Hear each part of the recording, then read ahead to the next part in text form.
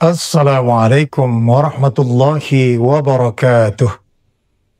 Alhamdulillah alladzi amarana bittaqwa wa naha 'anil ittiba'il hawa.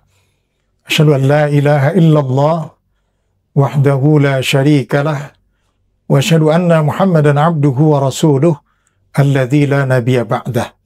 Allahumma shalli wa sallim wa barik ala hadzal nabiyil karim Nabiyyina Muhammadin sallallahu alaihi wasallam wa ala alihi wa sahbihi ajma'in wa man tabi'ahum bi ihsanin ila yaumiddin. Amma ba'du, faqala Rasulullah sallallahu alaihi wasallam, inna Allaha la yanzuru ila ajsamikum wala ila suwarikum walakinna Allaha yanzuru ila qulubikum wa a'malikum. Sadaqallahul azim. Di dalam Islam kita sering melihat fenomena di masyarakat bahwa penghargaan dan penghormatan terhadap materi atau hal-hal yang bersifat permukaan amatlah sangat tinggi.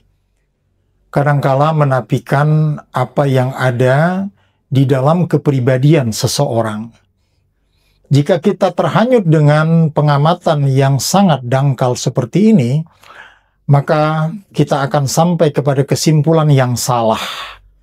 Sehingga kesimpulan yang salah ini akan membawa kita kepada keadaan yang menyebabkan rusaknya hubungan pergaulan di antara sesama Islam yang kita kenal dengan hilangnya ukhuwah atau persaudaraan di antara sesama kita.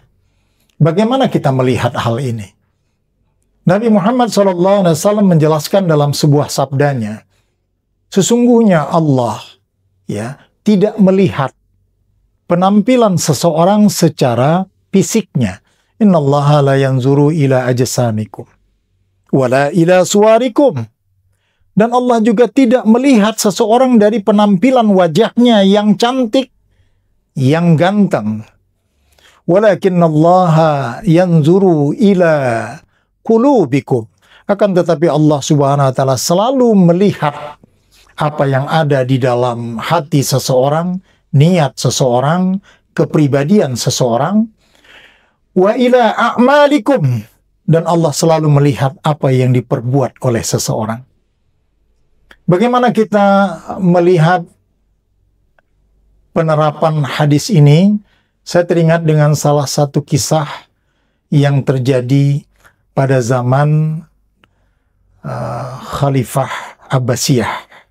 Diceritakan ketika itu raja berniat akan melakukan perhelatan perkawinan salah seorang putra mahkota. Singkat kata, karena acara ini memang acara yang besar yang akan dilakukan oleh seorang raja, maka seluruh penduduk Baghdad diundang ke pesta tersebut. Salah satu yang mendapat undangan ketika itu adalah seorang Syekh Sufi.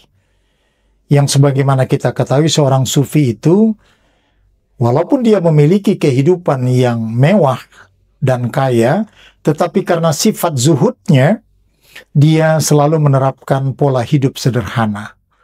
Maka ketika undangan telah sampai kepadanya, dia berniat untuk hadir ke undangan sang raja. Di depan istana telah terdapat pagar betis yang cukup panjang, maka dengan pakaian yang bersahaja, Syekh Sufi tersebut menghadiri undangan tersebut. Tanpa diduga, kehadiran beliau yang bersahaja tersebut ditahan oleh pengawal istana.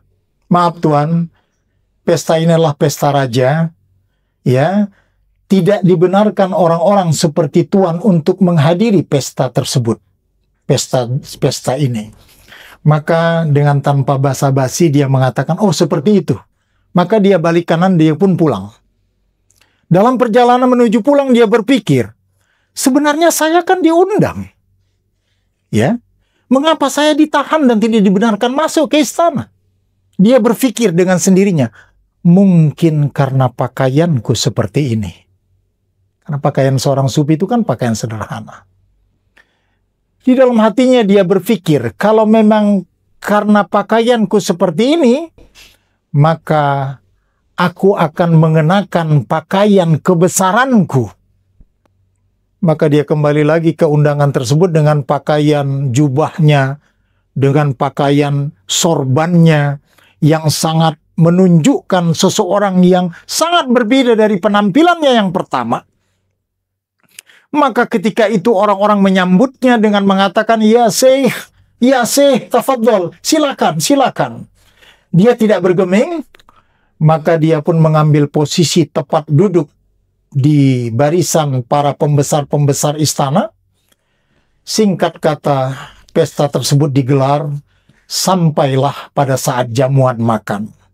Dengan penuh takzim, Syekh Sufi dipersilakan untuk makan dan minum sebagaimana yang telah dihidangkan oleh raja. Peristiwa yang sangat langka terjadi.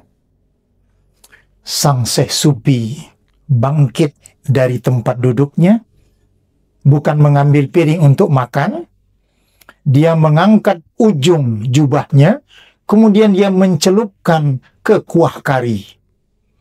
Dipandang dan disaksikan oleh sekian pasang mata. Kemudian setelah dia menyelupkan ujung jubahnya, kemudian dia pergi meninggalkan istana tanpa mencicipi sedikit pun makanan yang dihidangkan oleh raja. Ketika orang-orang bertanya di luar, ya Syekh, apa yang kau lakukan? Mengapa engkau tidak makan? Ketahuilah sesungguhnya yang mereka undang adalah pakaianku, bukan diriku. Karena yang pertama tadi aku datang dengan pakaian yang bersahaja, aku disuruh pulang. Tetapi ketika aku datang dengan pakaian kebesaranku, mereka memuliakanku. Aku berpikir, cukuplah jubahku yang makan, karena jubahku yang diundang, aku puasa dan tidak makan. Apa yang dapat kita ambil pelajaran dari kisah ini? Pelajaran yang berharga adalah banyak sekali di antara pergaulan kita terjebak kepada penampilan lahiriah. Padahal sebenarnya penampilan lahiriah itu belum tentu menunjukkan apa isi yang sesungguhnya di dalam. Dengan demikian sebenarnya kita tidak layak mengukur serta menghukum keadaan sesuai dengan permukaannya sebelum kita mengetahui apa sesungguhnya yang terjadi secara hakikatnya. Mudah-mudahan dengan kisah yang ringan ini memberikan pelajaran yang berharga kepada kita sekalian. Demikian saja yang dapat saya sampaikan. Lebih dan kurang saya mohon maaf. Billahi taufiq wal hidayah. Assalamualaikum warahmatullahi wabarakatuh.